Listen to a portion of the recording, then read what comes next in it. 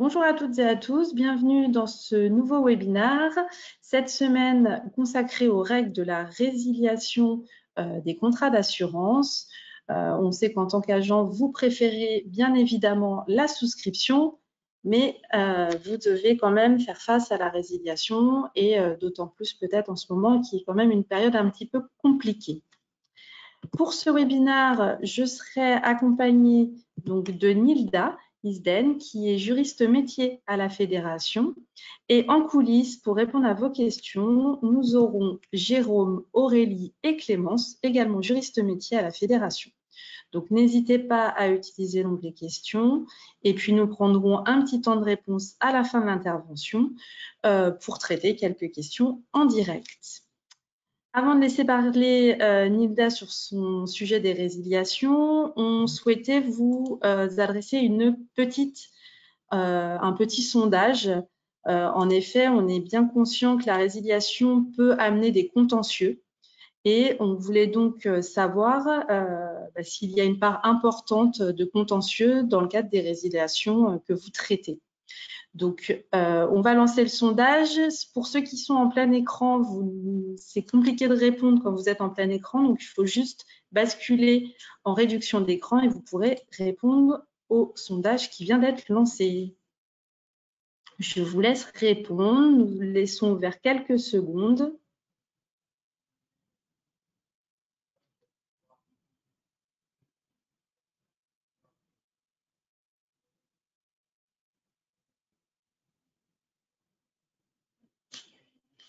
On laisse encore un petit peu de temps puisque vous n'êtes que 60% pour l'instant à avoir voté.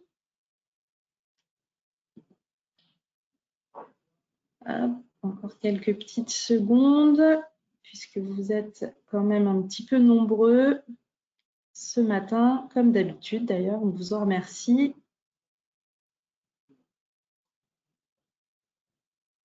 Ça grimpe, ça grimpe. Pour l'instant, c'est non à 90%, Nilda. Comme tu ne vois pas les réponses, je te les donne. Merci. Voilà, on va clôturer. Donc, en effet, vous êtes pour plus de 90% à nous répondre que non. Donc, Nilda, je te laisse la main pour parler plus globalement de la résiliation du contrat. Merci Aurélie. Alors bonjour et bienvenue à tous sur ce webinaire relatif aux différents types de résiliation des contrats d'assurance. Il s'agira aujourd'hui de s'intéresser, je vais diviser mon propos en trois parties. Dans un premier temps, j'aborderai les résiliations dites à échéance. Ensuite, on s'intéressera à un panel plus large, ce que j'appelle les autres types de résiliation, donc qui ne sont pas les résiliations à échéance. Et là, on s'intéressera notamment aux résiliations à titre conservatoire ou au changement de situation. Enfin voilà, on a un panel assez large de types de résiliation à aborder. Et enfin, on fera un point rapide sur l'impact de l'ordonnance du 25 mars 2020 sur les résiliations. Donc, on va commencer par les résiliations à échéance. On évoquera ici la résiliation à échéance annuelle de l'article L113-12, puis on s'intéressera à la résiliation loi Châtel. Alors, on parle de résiliation à échéance lorsque l'assuré décide de ne pas renouveler son contrat au terme de celui-ci. Ce qui est important ici, c'est le terme. Donc, on va s'intéresser dans un premier temps à la résiliation à échéance annuelle. Alors, la résiliation à échéance annuelle nous indique que l'assuré a la possibilité de résilier le contrat d'assurance à chaque échéance annuelle. Cette disposition, pour précision, n'est pas applicable aux assurances sur la vie. Cette résiliation n'a pas à être motivée, mais elle doit néanmoins respecter un délai de préavis qui est généralement prévu dans le contrat. La pratique est en règle générale de 2 mois, mais il peut s'agir d'une autre durée, mais qui doit être prévue dans le contrat. La volonté de résilier de l'assuré, elle doit vous être adressée par lettre recommandée avec accusé de réception. Dans ce type de résiliation, dans ce cas de figure, l'accusé de réception n'est pas obligatoire, mais il a son importance à titre probatoire. C'est un moyen d'être sûr que la société d'assurance, l'assureur, a bien reçu la demande de résiliation. Concernant la date d'échéance, elle correspond en règle générale à la date anniversaire de la souscription ou alors à une date annuelle qui est fixée pour tous les assurés. Dans ce cas précis, cette dernière est indiquée dans les conditions générales du contrat. Il est important de savoir que lorsque ces délais n'ont pas été respectés, qu'il s'agisse du délai de préavis ou encore de la bonne date d'échéance, le contrat d'assurance n'est pas résilié, ce qui signifie que la cotisation pour l'année à venir reste due. J'ai un petit point d'intention sur le 5e alinéa de l'article L113-12 qui nous précise qu'il peut être dérogé à ces règles de résiliation annuelle pour les contrats individuels d'assurance maladie et pour la couverture des risques autres que ceux des particuliers. Il faudra également faire attention, et là c'est un point assez important, à l'alinéa 5 de l'article L112.2. Cet alinéa permet aux assurés de demander une modification du contrat à l'assureur. Cet article nous précise que lorsque l'assureur ne répond pas à la demande de modification dans les 10 jours, la modification est réputée être acceptée. Le problème qu'on a sur cet article, c'est qu'on a un risque de détournement de la finalité législative de l'article.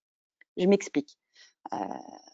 Au sens d'AGA, la modification ne peut porter que sur le risque et non sur l'échéance principale qui se trouve dans les conditions générales du contrat. Donc il faudra faire attention lorsque vous avez une demande de modification au visage de l'article L112.2 à ce que cette modification ne porte pas sur l'échéance principale, mais qu'elle porte bien sur une modification du risque. On passe maintenant à l'opposition à la tacite reconduction du contrat, que l'on appelle aussi la résiliation loi Châtel, et que l'on retrouve à l'article L113-15.1 du Code des assurances. Alors, la plupart des contrats d'assurance, une grande majorité des contrats, prévoient une clause de tacite reconduction. Cette clause permet un renouvellement automatique du contrat, sauf pour 1 an, sauf si l'assuré ou l'assureur s'y oppose. D'ailleurs, à ce propos, j'ai oublié de vous le préciser, tout le long du webinaire, on sera axé sur les résiliations du côté assuré. On aura bien évidemment quelques informations sur les résiliations compagnie, mais on sera vraiment axé sur les résiliations assurées. Dans le cas de figure de la loi Châtel, l'intermédiaire doit rappeler dans l'avis d'échéance annuel la date limite à laquelle l'assuré peut dénoncer la reconduction tacite de son contrat. Donc là, vous avez un rôle important à jouer. Et là, on a 3 cas de figure. Soit vous informez l'assuré de son droit de dénoncer le contrat plus de 15 jours avant la date limite d'exercice par l'assuré du droit à dénonciation. Dans ce cas-là, l'assuré ne pourra valablement résilier qu'en adressant une lettre recommandée avec accusé de réception au moins 2 mois avant la date d'échéance. La résiliation prendra alors effet à échéance. Si vous respectez vos délais, l'assuré sera lui également soumis à un certain délai. Ensuite, si jamais l'avis d'échéance est adressé moins de 15 jours avant la date limite d'exercice par l'assuré du droit à dénonciation ou après cette date, dans ce cas-là, l'assuré doit être informé qu'il dispose d'un délai de 20 jours après réception de cet avis pour dénoncer la reconduction de son contrat. Dans ce cas, le délai de dénonciation court à partir de la date figurant sur le cachet de la poste. La résiliation prendra alors effet, selon le cas, soit à échéance, soit le lendemain de la date figurant sur le cachet de la poste de la lettre.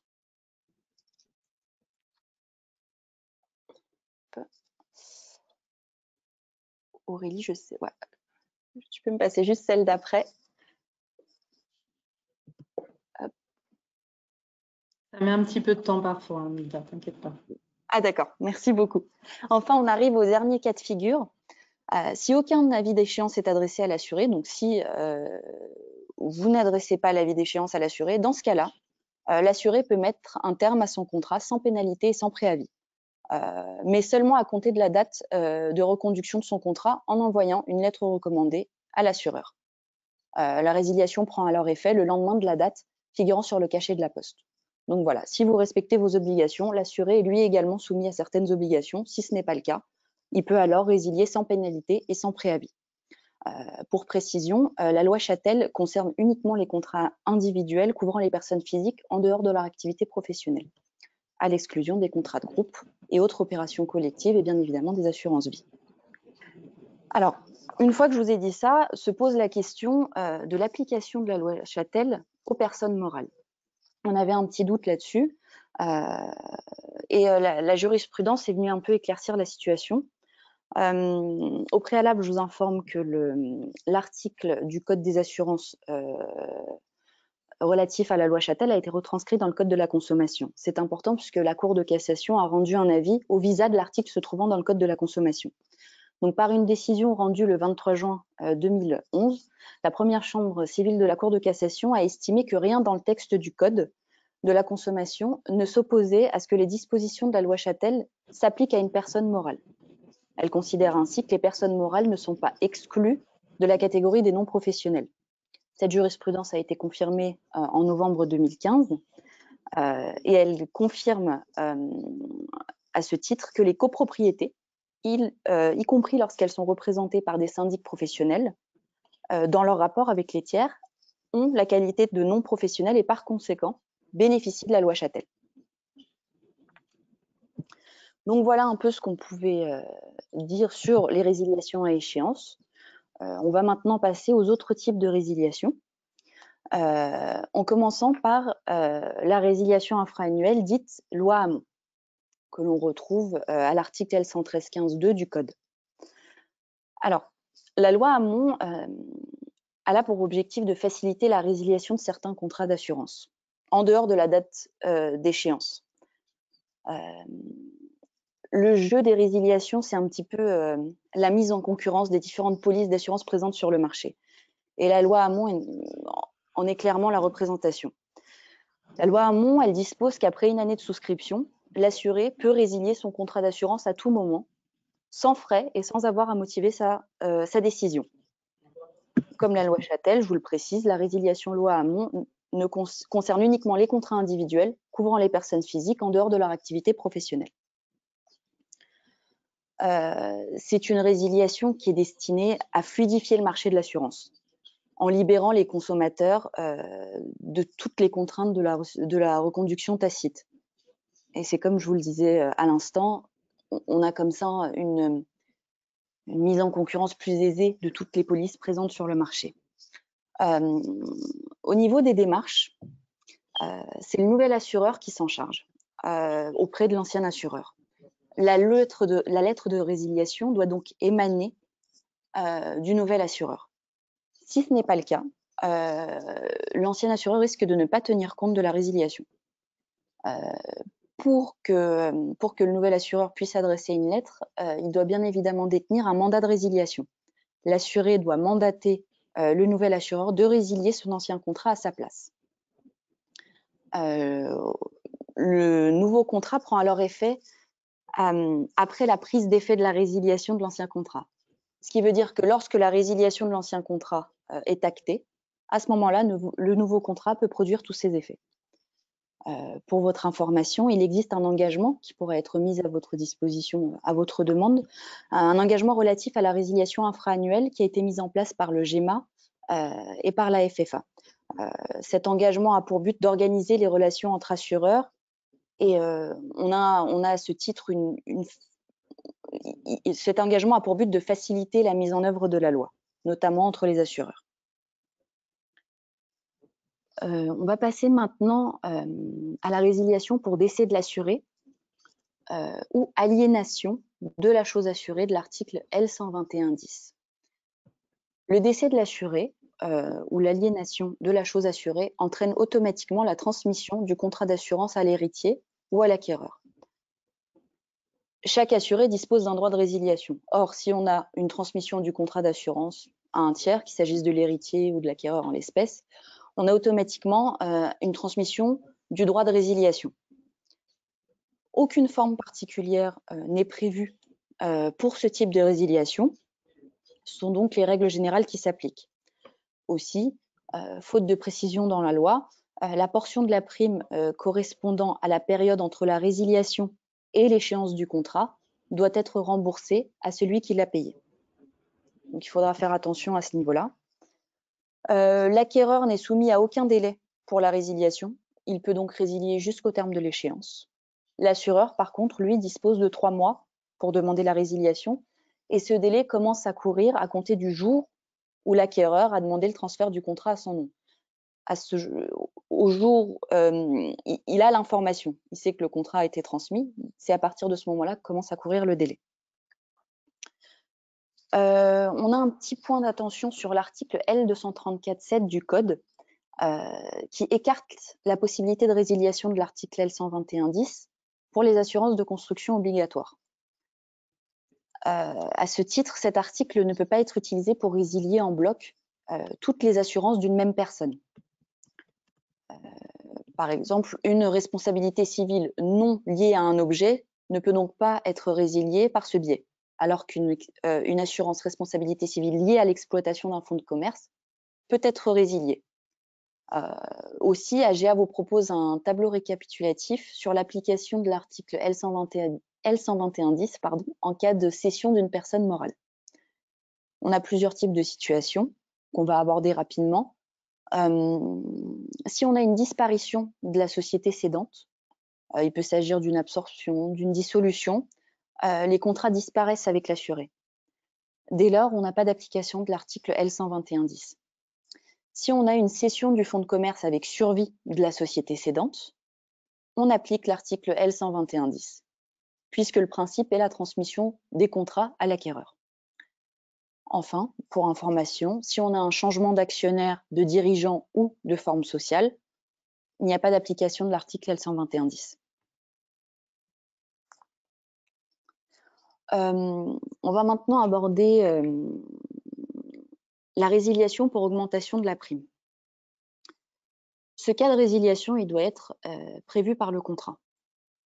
Par principe, l'assureur ne peut pas augmenter unilatéralement le montant de la prime en cours d'échéance. Il doit forcément obtenir l'accord du souscripteur ou se fonder sur une clause contractuelle, qui peut être par exemple une clause d'indexation. Néanmoins, l'assureur peut s'aménager la possibilité de pratiquer unilatéralement une telle augmentation. Dans ce cas précis, pour conserver le caractère équilibré du contrat entre les parties, la police doit impérativement offrir à l'assuré la possibilité réciproque de refuser l'augmentation en résiliant son contrat.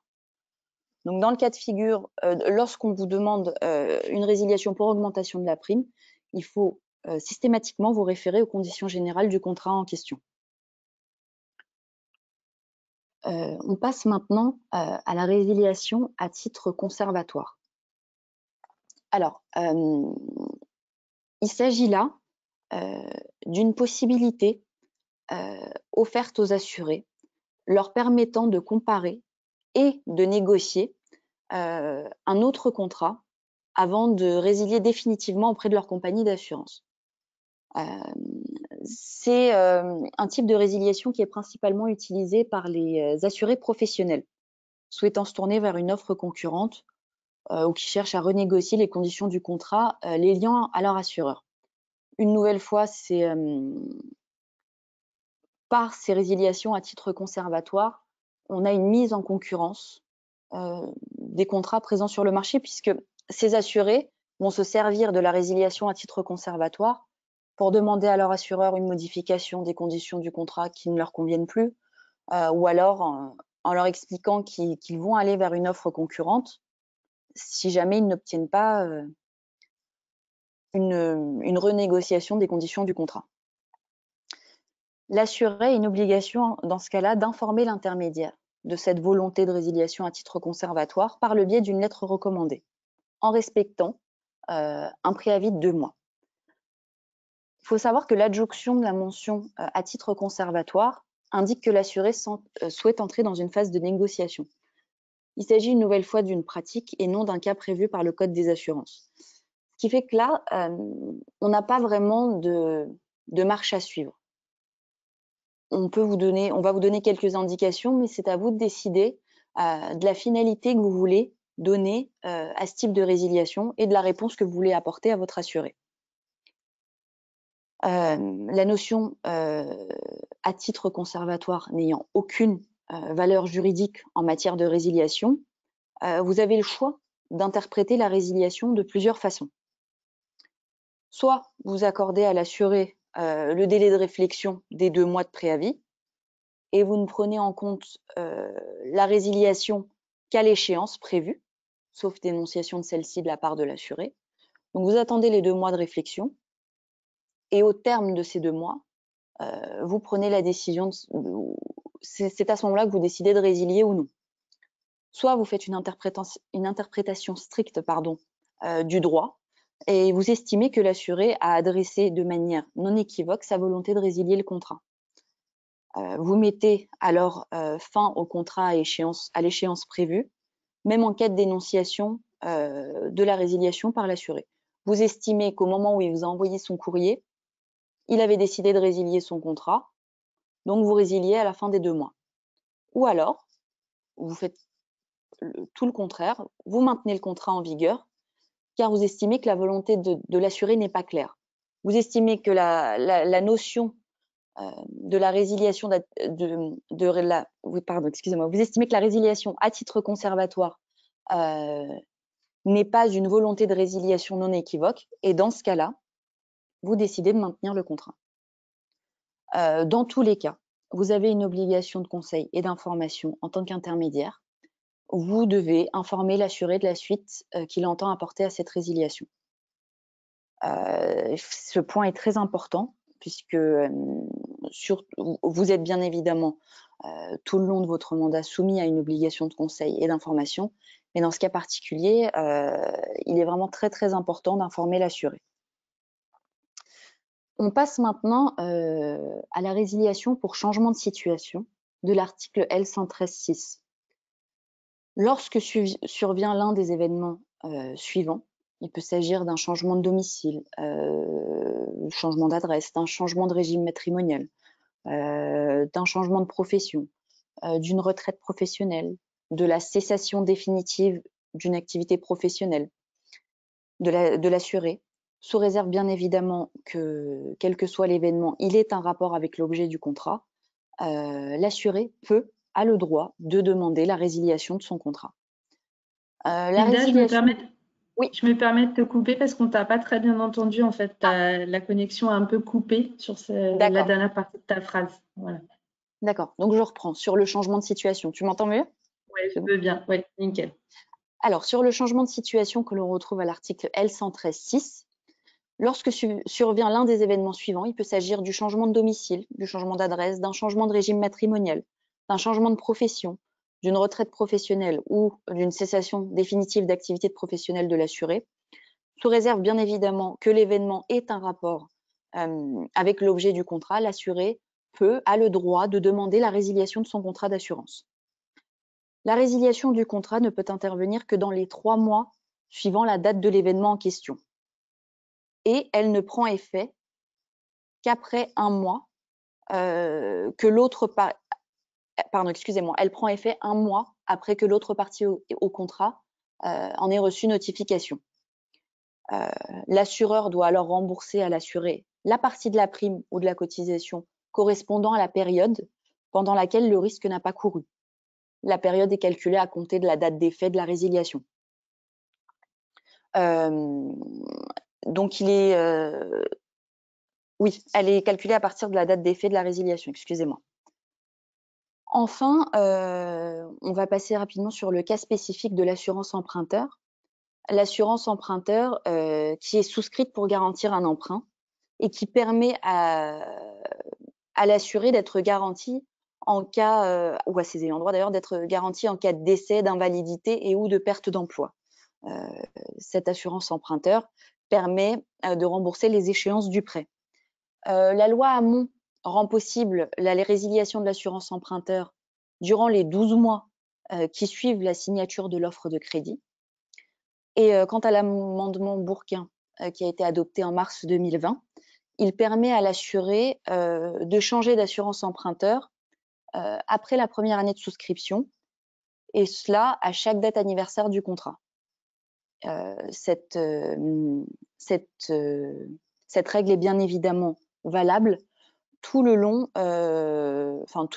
durant toute la durée du remboursement du crédit.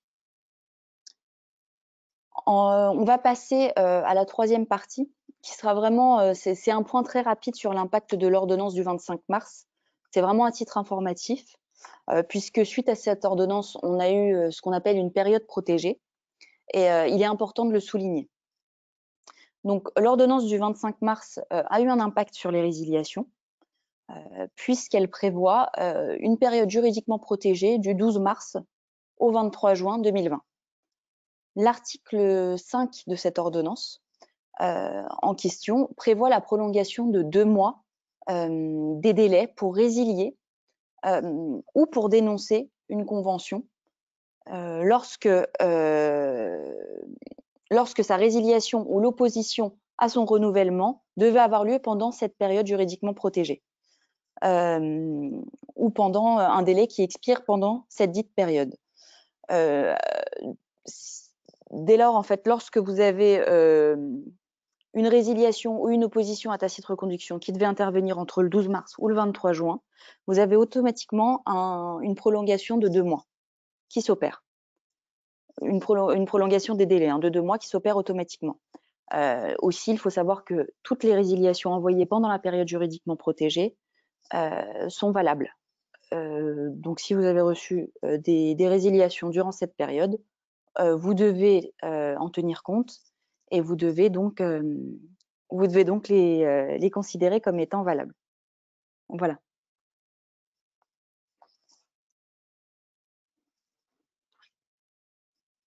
Merci Nilda pour ton intervention. On va passer aux questions. Donc, on en a eu pas mal. J'ai notamment la question d'un agent qui me dit « Un assuré m'a envoyé une demande de résiliation, mais il s'avère qu'il n'est pas le souscripteur du contrat. La résiliation est-elle, oui ou non, valable ?» Alors, il faut faire très attention dans ce cas-là. Le souscripteur est bien celui qui, par définition, souscrit le contrat. Donc, c'est à lui que revient la charge de la résiliation. Il faut faire attention parce que parfois, on a des contrats où le souscripteur et l'assuré ne sont pas la même personne, mais c'est bien le souscripteur qui doit résilier, puisque c'est lui le contractant direct de l'assureur. Donc, c'est à lui que revient la charge de la résiliation. J'ai une autre question. J'ai un désaccord avec un confrère agent sur une question de résiliation. La fédération peut-elle m'accompagner dans ce cadre-là? Alors, la fédération est bien évidemment là pour répondre à toutes vos questions juridiques. D'ailleurs, sur ce webinaire, on a abordé énormément de points. On est allé plus ou moins rapidement sur certains. Donc, si jamais vous avez la moindre question, n'hésitez pas à nous les poser. Même si on n'arrive pas à y répondre là, on y répondra. Vous pouvez tout à fait nous contacter par mail ou nous appeler. Alors, si vous avez un désaccord avec un confrère, ce qui se passe, c'est que si votre confrère agent est également adhérent AGA, on ne peut pas intervenir au titre du conseil. Pourquoi? Parce qu'on entre en conflit d'intérêts, ce qui est logique. Néanmoins, vous disposez au titre de votre adhésion d'une garantie protection juridique. Donc là, par contre, l'APJ intervient. Mais nous, si jamais votre confrère est adhérent, je le répète, nous ne pouvons pas intervenir au niveau du conseil. Par contre, si votre confrère n'est pas adhérent, dans ce cas-là, oui, bien évidemment. On nous parle également de fausses déclarations. La sentence est-elle systématiquement la résiliation du contrat d'assurance par l'assureur? Alors non. En cas de fausse déclaration, non, ce n'est pas la résiliation. En cas de fausse déclaration par l'assuré, on peut avoir une nullité du contrat ou alors application par l'assureur de la règle proportionnelle. C'est-à-dire l'assureur constate que l'assuré a fait une fausse déclaration, donc il peut y avoir une application de la règle proportionnelle de la prime ou où l'assureur peut décider de revoir, en règle générale s'il y a eu fausse déclaration, de revoir à la hausse le montant de la prime. On a également un agent qui nous demande, il nous dit qu'il a reçu une résiliation loi Hamon pour une habitation. Et là, c'est l'assureur reprenant qui lui a adressé la résiliation. Est-ce qu'il peut la refuser au titre du fait que ça n'est pas la propriétaire qui lui a adressé la résiliation? Si jamais l'assureur repreneur dispose d'un mandat, et en règle générale, c'est l'assureur repreneur qui doit s'adresser à l'ancien assureur, donc normalement, la résiliation doit être acceptée. Je regarde Il peut quand même poser d'autres puisqu'on... Oui, vas-y. Il peut quand même demander le mandat de résiliation, hein. Mais normalement, oui, elle est réputée être acceptée. La loi Châtel est-elle éligible pour un contrat à destination des professionnels? Alors, je ne sais pas si... Non. Comme ça, non. Non. À part ce que j'avais précisé, mais là, c'était un cas très précis en jurisprudence où on avait les syndics professionnels. Mais sinon, non. Ouais. Pas sur les contrats pro que sur les contrats particuliers. Je regarde parce que du coup, Jérôme et Aurélie en répondent en texte pour essayer de t'en poser quelques-unes.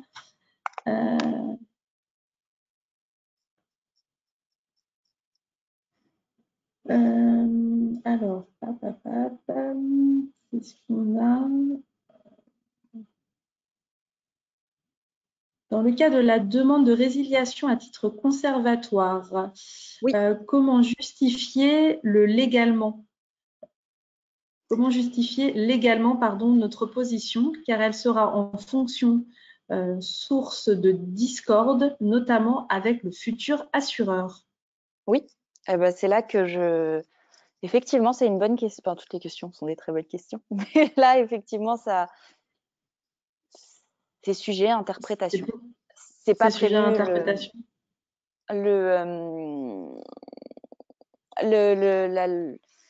La résiliation à titre conservatoire n'est pas prévue dans le code. Dès lors, voilà, c'est vraiment l'agent qui décide. Et comment justifier légalement auprès du nouvel assureur?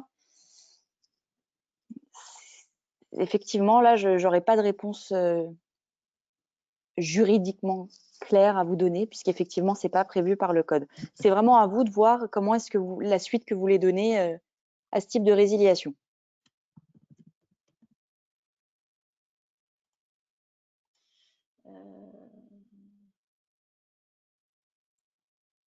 On me demande sur la résiliation dans le cadre des prêts, quels sont les documents nécessaires pour justifier? Est-ce que tu sais ce qu'il faut fournir? Là, comme ça, non. J'ai pas en tête tous les documents qu'il faudra, qui sont nécessaires lors de la résiliation de l'assurance emprunteur. Mais je me renseignerai et vous pouvez me poser la question après, je reviendrai vers vous par mail. Ça marche. Il y en a beaucoup, c'est un peu compliqué de... Tac. Je sais pas, je vais essayer de... je sais pas si Aurélie et Jérôme peuvent peut-être prendre des questions à l'oral s'ils le souhaitent également. Je sais pas si vous pouvez activer vos micros. On va tenter comme ça parce qu'ils vont répondre à pas mal.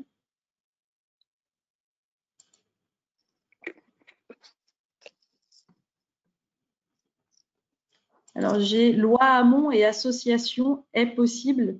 Je ne comprends pas, mais je ne sais pas si tu arrives à comprendre la question. Nilda?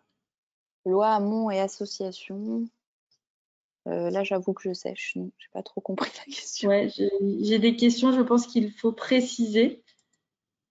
Ah, peut-être pour les associations. Non, là, franchement, je ne vois pas. Je demande de la précision, comme ça, on l'aura.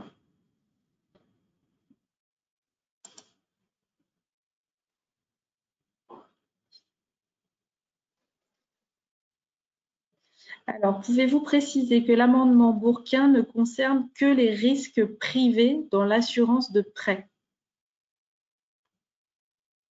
Aurélie, je peux peut-être intervenir sur cet aspect-là. Oui, c'est pour ça que je préfère que vous... Parce que je sais qu'il y en a que vous répondez en direct et du coup, je ne veux pas faire bis. Donc, c'est pour ça que je te... Vas-y. Alors, Jérôme Speroni, bonjour à tous. Alors, je tiens à vous dire que vos questions, effectivement, nous les recevons. Elles sont techniques, hein, elles sont juridiques et techniques, et effectivement, il peut y avoir un temps de réflexion pour nous-mêmes au regard de ces questions. On les traitera, bien évidemment. Alors, pour revenir à la loi Bourquin, elle vise bien les frais des consommateurs. Elle ne s'applique pas aux professionnels. Ça, c'est clair et net. Alors après, il pourrait toujours avoir des cas limites en jurisprudence, comme ça a été évoqué, mais tout le travail qui a été fait pour que la résiliation, que ce soit les délégations en assurance emprunteur ou les résiliations, à échéance maintenant ou pendant la première année d'assurance en loi Hamon, tout ça ne concerne que le consommateur. Alors, peut-être qu'en regardant les textes, on pourrait pinailler sur certains sujets, mais, et là je me mets, je connais les politiques des banques assureurs en la matière, et il me revient en mémoire de dossiers où il y a eu des tentatives de discussion, et il est très clair que les conformités, notamment des banques assureurs sur ces questions-là, n'ouvriront pas du tout la voie à d'autres modifications, enfin, des résiliations d'assurance emprunteur pour une assurance équivalente à des professionnels. Par contre, il pourrait y avoir des choses un peu discutées, notamment pour des problématiques je pense, aux sociétés civiles immobilières. Là, il y a peut-être, il me semble qu'un dossier comme cela nous avait été soumis, et là, il y a peut-être une matière à discussion. Pour autant, ce qui est certain, c'est que vous allez rentrer dans quelque chose de contentieux et conflictuel. Je pense que la banque ne lâchera pas. Il y a une question de principe derrière et de business, évidemment, et ça n'a été absolument pas tranché pour le moment par la Cour de cassation. Voilà ce que je pouvais vous dire, en tout cas sur ce point. Après, en fait, la personne a précisé sa question. Alors, du coup, je vous garde tous les deux, mais c'était les associations, en fait. Peuvent-elles résilier leur contrat grâce à la loi Hamon ou enfin, voilà, Alors, grâce à la loi Hamon? C'était ça la question exactement pour l'association Nilda. Puisque la loi Hamon nous parle de personnes physiques agissant, je reprends le texte, hein, là, je vous fais une citation, personnes physiques en dehors de leur activité professionnelle. Une association a la personnalité juridique, c'est donc une personne morale. Donc, il est normal que ces résiliations ne soient pas possibles. D'accord, merci. Je vois aussi une question, vu qu'on est dans la loi Hamon, s'applique-t-elle à l'assurance de plaisance? Alors, j'ai envie de vous dire, a priori, oui. Je suis quand même en train de vérifier justement les branches d'assurance concernées parce qu'elles ont été fixées par décret, mais je ne vois pas du tout de raison pour laquelle l'assurance plaisance aurait été exclue de ce champ-là. D'accord, merci Jérôme. Alors, c'est vrai que vous avez vraiment beaucoup de questions aujourd'hui. On vous en remercie parce que vous êtes aujourd'hui plus de 280 à suivre ce webinaire. Alors, un contrat auto-souscrit le 1er juillet 2019 avec échéance principale au 1er janvier. Je souhaite résilier loi Hamon. Faut-il que j'attende le 1er juillet 2020 pour adresser le courrier ou est-ce possible de suite à effet du 6 juillet? C'est très... Donc, il a été souscrit le 1er juillet 2019 à échéance principale le 1er janvier et il souhaite résilier loi Hamon. Est-ce qu'il attend le 1er juillet pour adresser son courrier ou est-ce possible au 6 juillet? Pour la résiliation loi Hamon, il faut attendre une année. Après une année, il peut résilier au moment où il le souhaite.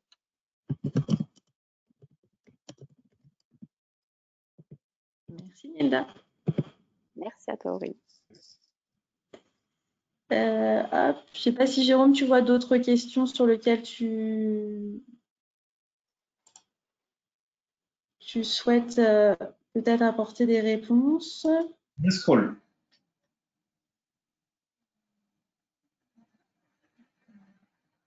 Alors, lorsque l'assuré décide de résilier au titre de la loi Châtel, doit-il invoquer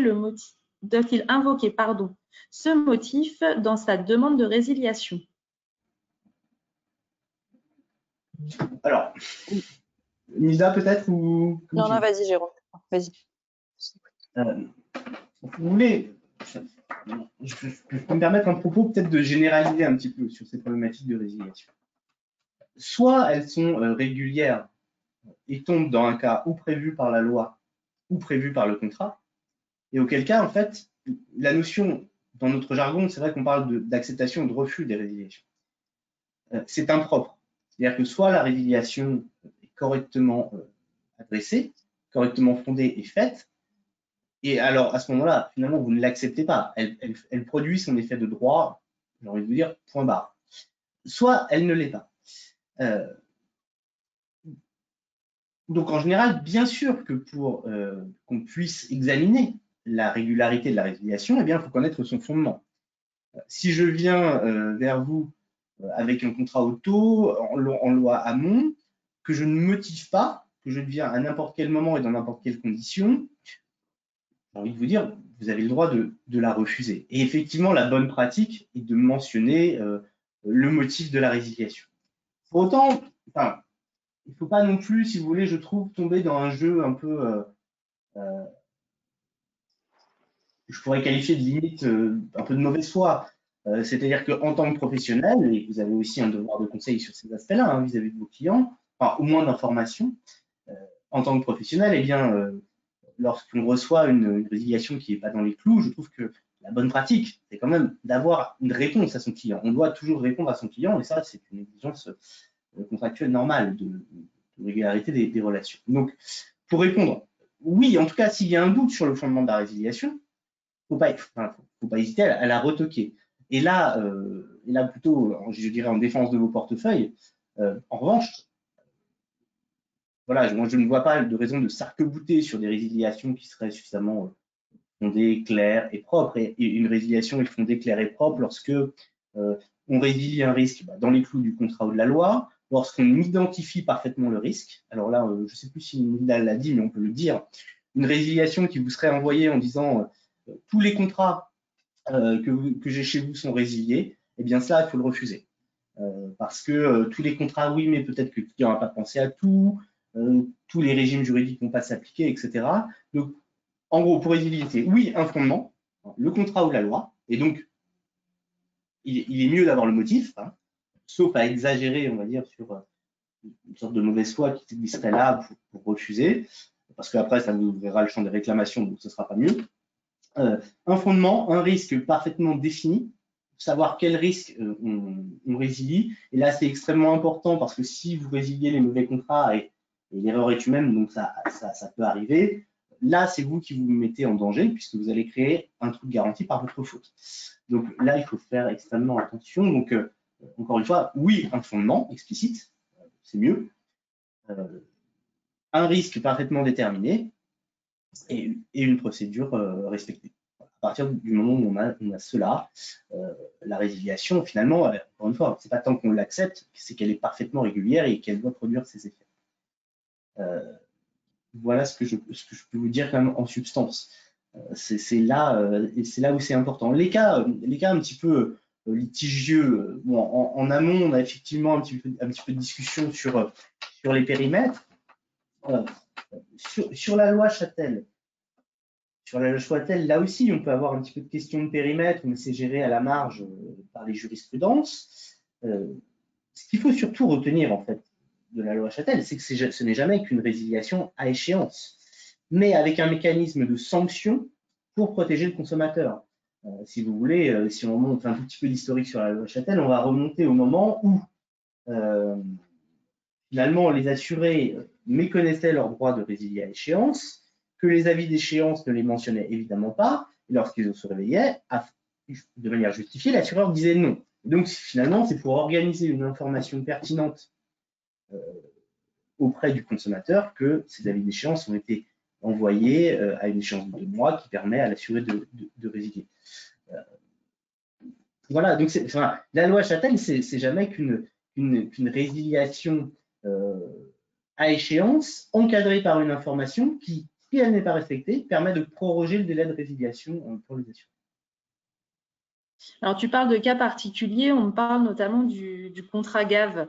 On sait qu'il y a beaucoup de clauses dans ce type de contrat et on me demande s'il est éligible à la loi Hamon.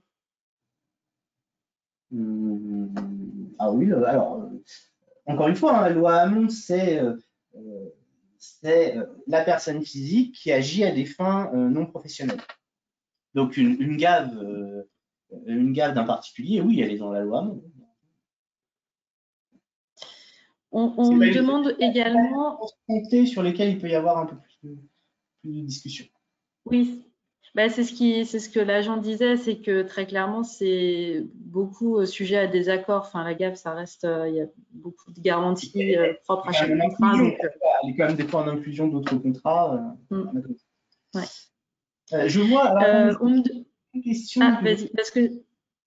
Est-ce que vous proposez, alors… Non, mais alors, je me permets, moi, on me demande s'il y a des exemples de lettres types par rapport aux différents types de résiliation. Est-ce qu'on donne accès à une bibliothèque outils un peu pour cela? Alors non, ça on n'a pas, mais ça serait plutôt finalement des mails de réponse que vous souhaiteriez. Parce qu'en fait, oui, du coup, on n'a pas d'échange, mais les lettres types de résiliation sont très bien faites par les consommateurs. Non, on n'a pas de lettres type. Et à vrai dire, si vous voulez, les contentieux, enfin les questions qui nous remontent, on en a, hein, on a une période qui va s'ouvrir, on va dire, d'octobre à février, mars, et que des résiliations, où là, effectivement, on va avoir un accroissement sur le service des questions relatives aux résiliations. Encore une fois, soit, si vous voulez, la demande de l'agent, on va répondre, bah, écoutez, non, vous devez l'accepter parce qu'elle est dans les clous, ou alors expressément la refuser. Après, ce qui peut arriver, c'est davantage finalement des litiges entre professionnels. Alors, quand entre agents adhérents, alors s'ils sont tous les deux adhérents, nous on se mettra en retrait au profit de notre protection juridique pour ne pas tomber dans le conflit d'intérêts. Sinon, on va argumenter. Et effectivement, on peut constater, et Samira l'a tout à fait souligné, parfois quand même des nécessités de recadrer les bonnes règles de droit, notamment sur l'utilisation effectivement des modifications d'avis d'échéance pour les professionnels, parce que la mécanique est redoutable et je trouve pas très comment dire, pas juridique à mon sens, et procède d'un abus de droit. Mais on a effectivement finalement peut-être plus de difficultés entre vous, entre guillemets, lorsque les résiliations se passent pas bien. Voilà, c'est plutôt, mais mon confrère lâche pas, est-ce que j'ai raison, est-ce que j'ai pas raison? C'est ce genre de choses qu'on vient traiter. Et donc ça ne se prête pas vraiment à des lettres types. Est-ce que tu veux traiter encore une autre question? On a encore 5 petites minutes, ou est-ce que du coup on s'arrête là, sachant que vous en avez posé pas mal, mais qu'on tâchera d'y répondre de toute façon par message. Pour combler les quelques minutes, que pensez-vous des résiliations électroniques? Alors je vais être très clair. Finalement, elles apportent une sécurité de la preuve assez importante. D'autant plus quand les mécanismes comme je résilie mon contrat.com ou ce genre de choses sont très bien huilés. Il faut savoir, mais c'est vrai pour les résiliations électroniques, c'est vrai pour la signature électronique. Lorsque les outils qui sont mis à disposition, mais l'email aussi, l'email est quand même suffisamment fiable par la traçabilité. Alors, avec petite valeur juridique, en tout cas, il n'y a pas de difficulté à le reconnaître comme preuve en justice. Mais les résiliations électroniques et plus généralement tous les outils électroniques apportent une sécurité juridique très importante. Aujourd'hui, c'est comme cela que c'est reçu par le juge. Ou quand ça n'est pas dicté par la loi qui en fait une sorte de garantie juridique quasi absolue. C'est solide et c'est fiable. Alors Jérôme, on m'indique quand même que les GAV ne sont pas concernés par la loi Hamon. Il y a plusieurs agents qui me remontent cela, donc voilà. Écoutez, je vais vérifier mon périmètre. Si je me suis trompé, je m'en excuse. Mais je veux bien les typologies de contrats. Parce que j'ai un gros doute. Mais bon, écoutez, Je traiterai la question et on fera peut-être une petite publication sur le sujet alors, si j'ai commis Oui, un parce que ça a l'air de... Alors, je ne sais pas si tu as commis un impair, mais en tous les cas, ça, pas mal d'agents, oui, se posent en tous les cas la question et sont un petit peu interrogés. Enfin, voilà, ouais, ils s'interrogent un peu là-dessus. Donc, je pense qu'en effet, Encore une fois, je peux avoir eu un manque. En tout cas, sur le principe de la loi, je ne vois pas ce qui s'y oppose.